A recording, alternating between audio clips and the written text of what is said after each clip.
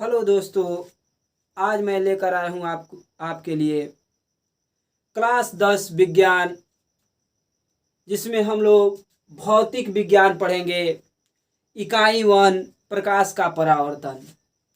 प्रकाश का परावर्तन पढ़ने से पहले हम लोग जानेंगे प्रकाश क्या है। प्रकाश जिसकी सहायता से हम लोग किसी भी वस्तु को देख पाते हैं वही प्रकाश है। बिना प्रकाश की सहायता से हमें कोई वस्तु दिखाई ही नहीं देगी। जैसे अंधेरे कमरे में हम लोग आग के रहते हुए भी किसी वस्तु को नहीं देख पाते हैं। किसी भी वस्तु को देखने के लिए हमें प्रकाश की आवश्यकता जरूर पड़ती है।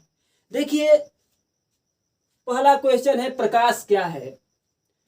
तो प्रकाश वह भौतिक साधन है अथवा कारण है जिसके द्वारा हम वस्तुओं को देख सकते हैं। यानी प्रकाश एक प्रकार का भौतिक साधन अथवा कारण है जिसके द्वारा हम किसी भी वस्तु को देख पाते हैं, वही प्रकाश कहलाता है।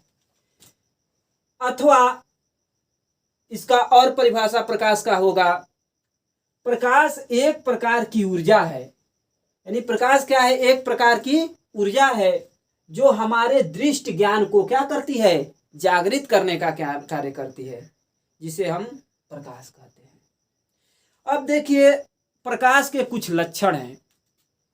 पहले समझिए, कोई भी मान लीजिए सूर्य है, इसका लक्षण क्या होता है? मान लीजिए सूर्य है, तो देखिए प्रकाश एक विद्युत चुंबकीय तरंगों के रूप में चलता है। प्रकाश एक विद्युत चुंबकीय तरंगों के रूप में चलता है। कभी किसी चीज से प्रकाश चलता है तो एक सीधी रेखा में चलता है। ये सब प्रकाश का गुण होता है। निर्वात में इसकी चाल होती है 3 × 10⁸ मीटर प्रति सेकंड। यहां पर कुछ लिखा गया है प्रकाश के लक्षण। देखिए, प्रकाश विद्युत चुंबकीय तरंगों के रूप में चलता है। इसका पहला गुण हुआ, प्रकाश कैसे चलता है? एक विद्युत चुंबकीय तरंगों के रूप में चलता है। दूसरा है बहुत वेरी वेरी इंपॉर्टेंट क्वेश्चन, निर्वात में प्रकाश की चाल 3 × 10⁸ मीटर प्रति सेकंड होती है। याद रखिए, जहां पर वायु न हो उसे निर्वात कहा जाता है। देखिए, वहां पर प्रकाश जब चलती है तो उसका चाल होती है 3 × 10⁸ मीटर प्रति सेकंड। याद रखिए, कोई पूछ सकता है कि निर्वात में प्रकाश की चाल कितनी होती है, तो याद रखिएगा 3 × 10⁸ मीटर प्रति सेकेंड होता है। तीसरा है, प्रकाश सरल रेखा में गति करता है। हम बताए हैं, कोई भी प्रकाश किसी चीज से निकलता है तो हमेशा वो सीधी रेखा में गति करता है। ये आप लोग को ध्यान रखना चाहिए। फिर ठोस अथवा द्रव माध्यमों के तलों से प्रकाश का परावर्तन हो जाता है। इसका कहने का अर्थ है, मान के चलिए कोई प्रकाश किसी ठोस, जैसे हमारा ईंट है, उस पर टकराएगा तो उसका अपवर्तन नहीं होगा, यानी आर पार नहीं निकलेगा। जब उस पर टकराएगा तो पुनः टकराने के बाद वह हमारी आंखों पर, यानी उसी माध्यम में वह पुनः वापस चला आता है। उसे ही प्रकाश का क्या बोला जाता है? परावर्तन बोला जाता है। लिखा गया ठोस अथवा द्रव, यानी कोई ठोस वस्तु होगी या कोई द्रव होगा, उस पर जब प्रकाश पड़ेगा तो उससे टकराने के बाद पुनः उसी माध्यम में वापस चला आता है। उसे ही ठोस अथवा द्रव माध्यमों के तलों से प्रकाश का क्या होता है? हमेशा परावर्तन, यानी उसी माध्यम में वापस चला आता है। 5वां नंबर है, यदि प्रकाश एक पारदर्शक माध्यम, पारदर्शक का अर्थ होता है वह वस्तु जिसमें प्रकाश की किरणें आर पार निकल जाए, उसे पारदर्शक माध्यम कहते हैं। जैसे कांच है, कांच पर कोई भी प्रकाश पड़ेगा तो आर पार निकल जाए। जब उस पर पॉलिश कर दिया जाए तो आर पार नहीं निकल सकता। लेकिन कोई भी पारदर्शक कांच हो चाहे कुछ भी पारदर्शक ले लीजिए, जब उससे प्रकाश आर पार निकल जाए, वहीं लिखा, यदि प्रकाश एक पारदर्शक माध्यम से दूसरे पारदर्शक माध्यम में जाता है तो प्रकाश का क्या हो जाता है? तो उसका अपवर्तन हो जाता है। अपवर्तन मतलब एक माध्यम से दूसरा माध्यम में चला जाना, यानी सघन माध्यम से विरल माध्यम में जाना। अगला है दृश्य। प्रकाश का तरंगदैर्घ्य 3900 एंगस्ट्रॉम से 7800 एंगस्ट्रॉम होता है। ये आप लोग ध्यान रखिएगा। ये 6 नियम है जो आपको अगले कक्षा में भी बहुत ही मदद करेगा। अगला हेडिंग हम लोग लेते हैं प्रकाश का परावर्तन। आइए देखते हैं प्रकाश का परावर्तन क्या होता है। देखिए दूसरा हेडिंग प्रकाश का परावर्तन। देखिए दोस्त, प्रकाश का परावर्तन होता क्या है। मानकर चलिए ये हमारा कोई एक दर्पण है, ये समतल हम लोग का एक दर्पण है, इसको कलई कर दिया गया। क्या है ये? एक दर्पण है।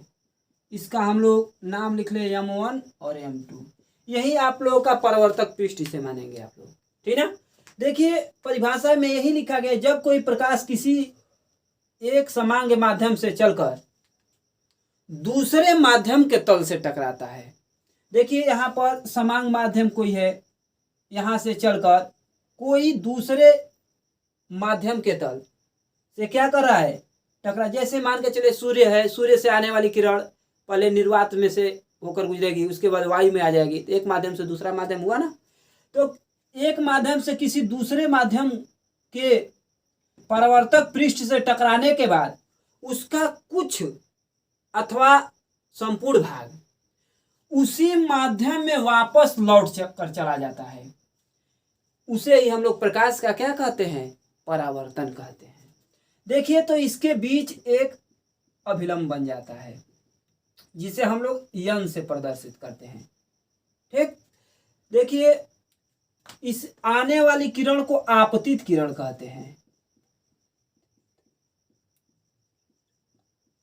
ये जाने वाली किरण को परावर्तित किरण कहते हैं।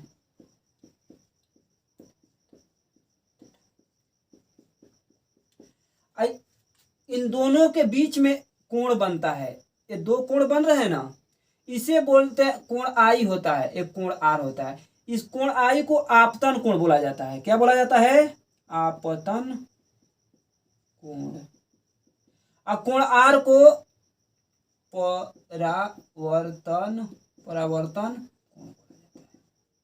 इतना आप लोगों को समझ में आना चाहिए। देखिए इसका परिभाषा आप समझ लेते हैं।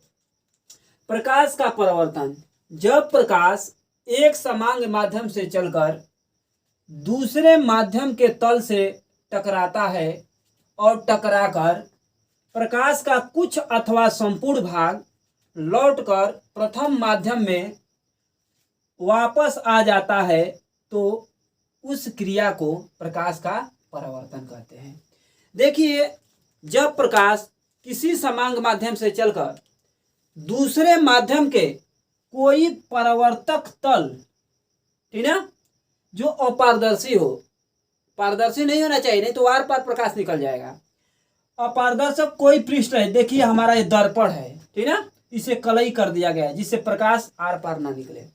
जब कोई प्रकाश किसी समांग किसी माध्यम से चलकर दूसरे माध्यम के किसी ठोस तल से टकराता है और टकराने के बाद उसी माध्यम में वापस चला जाता है, उसे ही प्रकाश का परावर्तन कहते हैं।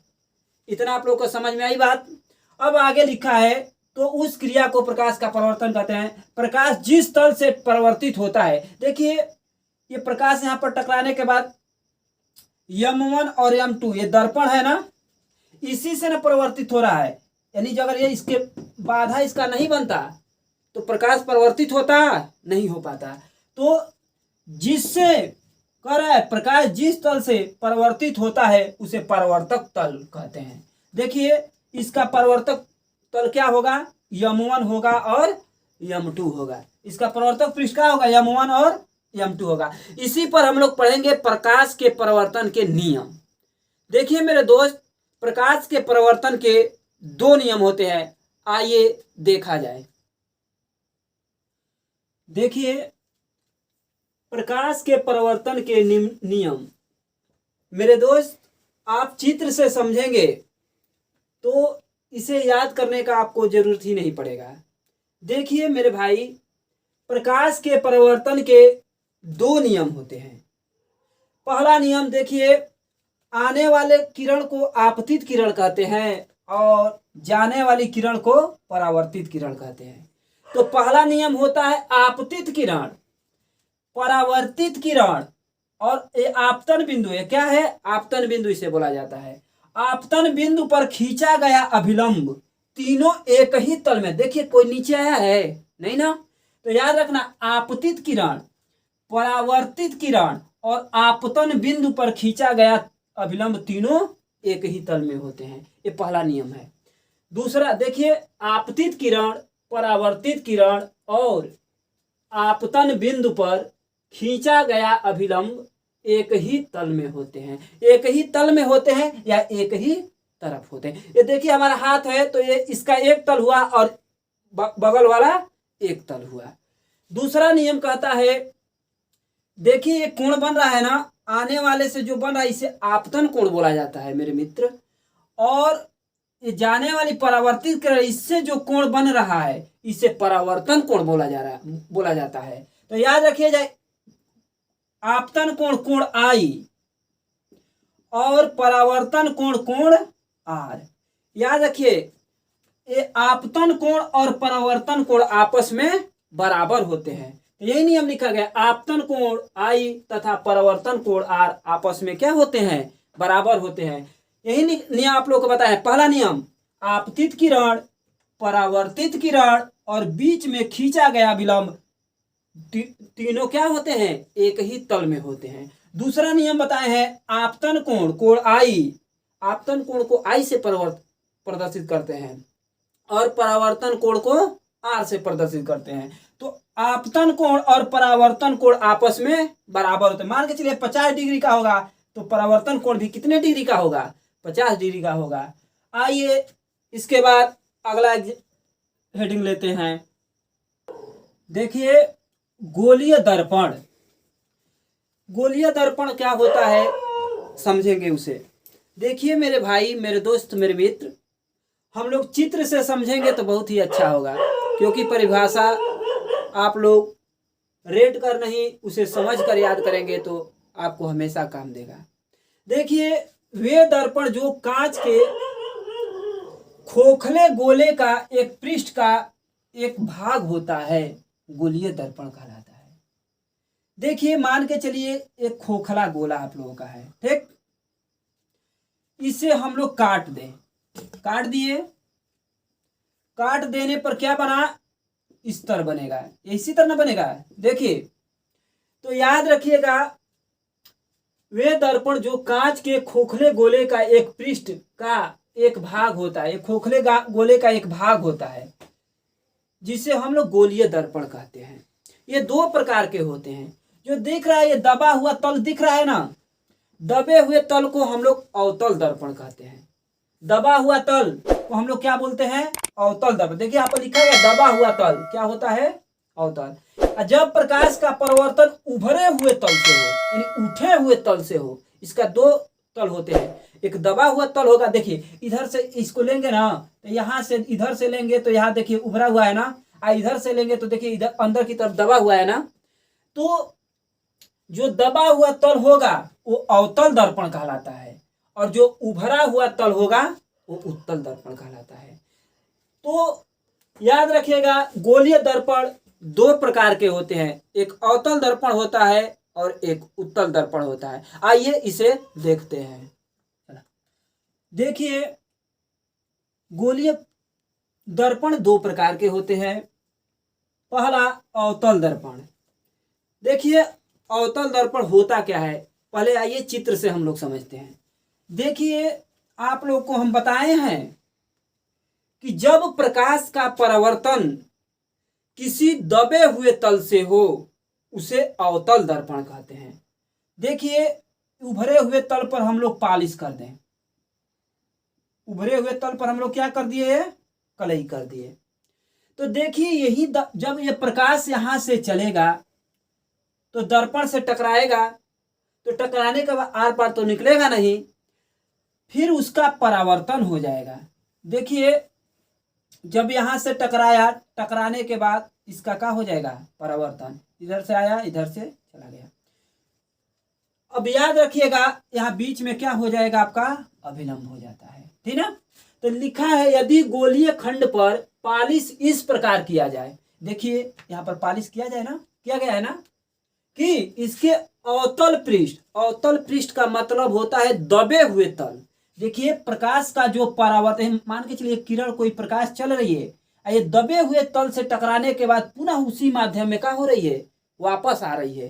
तो जब प्रकाश का परावर्तन का मतलब होता है उसी माध्यम में वापस आना। जब प्रकाश का परावर्तन दबे हुए तल, यानी दबे हुए, देखो अंदर की तरफ दबा है ना, जब प्रकाश का परावर्तन दबे हुए तल से होता है उसे अवतल दर्पण कहते हैं।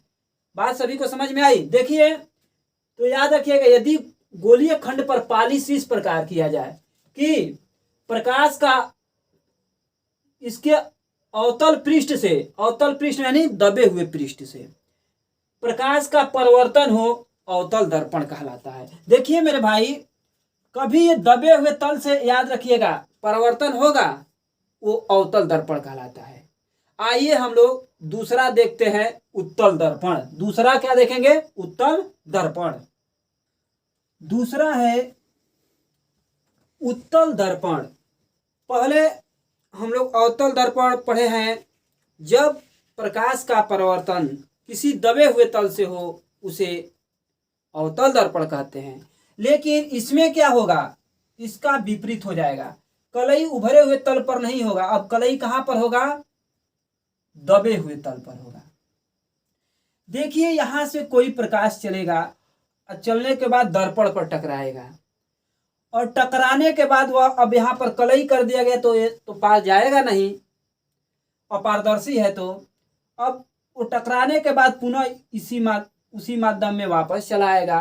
फिर इसका क्या बनेगा? बीच में अभिलंब बनेगा। तो देखिए इसका परिभाषा आप लोग दे सकते हैं चित्र के द्वारा, कि जब गोलीय खंड पर पालिश इस प्रकार किया जाए कि प्रकाश का परावर्तन उभरे हुए यानी उठे हुए, उभरे हुए यानी लिखा गया यहाँ पर उत्तल पृष्ठ, मतलब बताए थे गोलीय दर्पण में दबा हुआ तल अवतल दर्पण और उभरा हुआ तल उत्तल दर्पण। तो जब किसी प्रकाश का परावर्तन उभरे हुए, देखो उठा हुआ है ना, जिसे उत्तल दर्पण कहते हैं, उभरे हुए तल से हो उसे प्रकाश का, अरे उसे अवतल दर्पण कहते हैं। जब कोई प्रकाश का परावर्तन किसी उभरे हुए तल से होता है उसे उत्तल दर्पण कहते हैं। तो उत्तल दर्पण का ये क्या हुआ, आप लोगों का चित्र हुआ। देखिए यहाँ पर परिभाषा समझते क्या लिखा है। उत्तल दर्पण, यदि गोलीय खंड पर पालिश इस प्रकार किया जाए, ये गोलीय कोई खंड है, इस पर पालिश देखिए अंदर की तरफ किया गया है ना, ये पालिश कि प्रकाश आर पार ना जाए, इस प्रकार किया जाए कि इसके उत्तल पृष्ठ से, उत्तल पृष्ठ का मतलब होता है उभरे हुए पृष्ठ यानी उठा हुआ तल। देखिए आप उठा हुआ तल है ना, उभरे हुए पृष्ठ से प्रकाश का परावर्तन हो। देखिए यहां से प्रकाश जा रही है, टकराने के बाद उसी माध्यम में वापस आए, यानी प्रकाश किसी ठोस तल से टकराने के बाद उसी माध्यम में चली आए, उसे ही प्रकाश का क्या कहते हैं? परावर्तन कहते हैं। तो उसी माध्यम में वापस चली आती है, प्रकाश का परावर्तन हो जाता है। देखिए यहाँ पर टकरा रही है, टकराने के बाद उसी माध्यम में आ रही है, तो इसको प्रकाश का परावर्तन कहेंगे, तो उसे उत्तल दर्पण कहते हैं। आप लोग समझ गए। अवतल दर्पण, जब कोई प्रकाश गोलीय खंड पर पालिश इस प्रकार किया जाए कि प्रकाश का परावर्तन दबे हुए तल से हो उसे अवतल दर्पण कहते हैं। और अगर प्रकाश का परावर्तन उभरे हुए तल से होगा उसे उत्तल दर्पण कहते हैं। समझ में आई बात?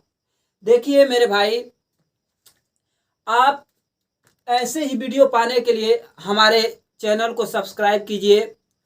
मैं गारंटी के साथ कहता हूं आप लोग विज्ञान में बहुत ही अच्छे बन जाएंगे। और आप लोगों को विज्ञान का, आप लोग हमारी क्लास अच्छी तरह से देख लेते हैं तो आप लोगों को न्यूमेरिकल, विज्ञान का न्यूमेरिकल लगाने में या परिभाषा लिखने में कोई दिक्कत नहीं होगा। इसी के साथ अगली वीडियो में रहेगा प्रकाश का गोलीय दर्पण से संबंधित कुछ महत्वपूर्ण परिभाषाएं जो आप लोगों के एग्जाम में पूछी जाती है।